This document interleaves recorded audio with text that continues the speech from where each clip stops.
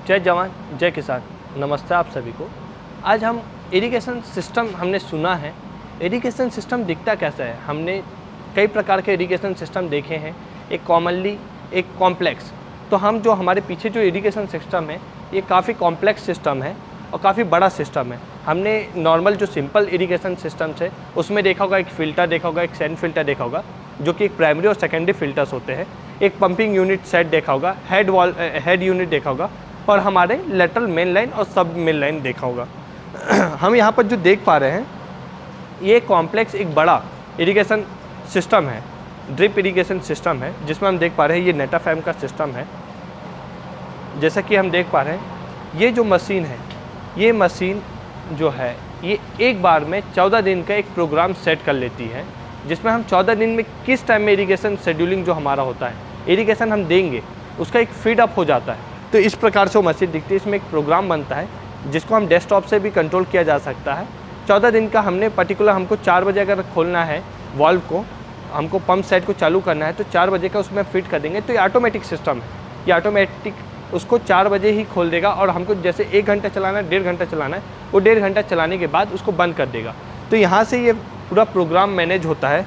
तो ये जो सिस्टम है और जो यहाँ पर हम देख पा रहे हैं ये जो सिस्टम है ये इरिगेशन के साथ में हमको फर्टिलाइज़र को भी हमको पहुँचाना है फील्ड में, उसके लिए ये सिस्टम बना हुआ है जो साथ में इरिगेशन के साथ में फर्टिगेशन का भी काम कर सकता है।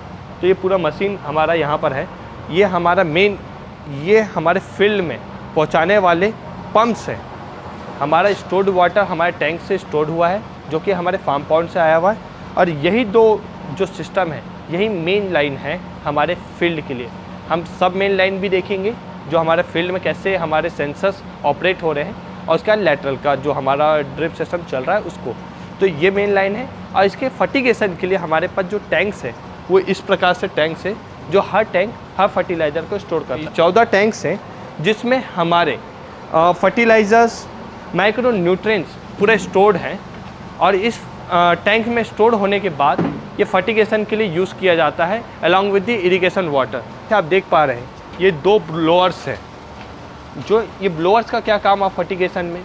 ये ब्लोअर्स क्या है, इस जो टैंक्स में फर्टिलाइज़र है उसको हीट करके उसको लिक्विड फॉर्म में मोल्ड करने के लिए इस ब्लोअर्स का यूज़ करते हैं। अगर वो सॉलिड पार्टिकल्स रहेगा तो उसमें कोल्यूजन होने के, डिपॉजिट होने के चांसेस रहेंगे, जिसके वजह से चोक कर सकता है ड्रिप लाइन को हमारे। अगर इन लाइन है तो काफ़ी जल्दी चोक हो सकता है, तो चोक होने के चांसेस रहेंगे।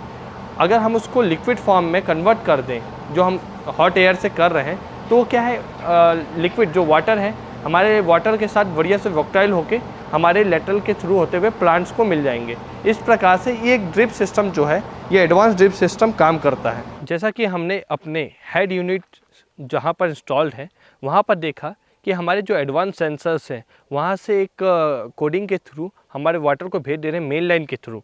ये हमारा फार्म का सब मेन है। यहाँ पर भी सेंसर बेस्ड सिस्टम लगा हुआ है जो ऑटो सिस्टम है, जो ऑटोमेटिक यहाँ वाटर को रेगुलेट, इसके वॉल्व्स को बंद चालू करने का काम कर रहे हैं। इस प्रकार से हमारा वाटर यहाँ से आके ये सेंसर से सेंस होके हमारे लेटरल के थ्रू जा रहा है और हमारे लेटरल्स निकल के इस प्रकार से हमारे फील्ड में चले जा रहे हैं। इस प्रकार से ये पूरा ड्रिप जो एडवांस ड्रिप सिस्टम है वो इस प्रकार से काम करता है।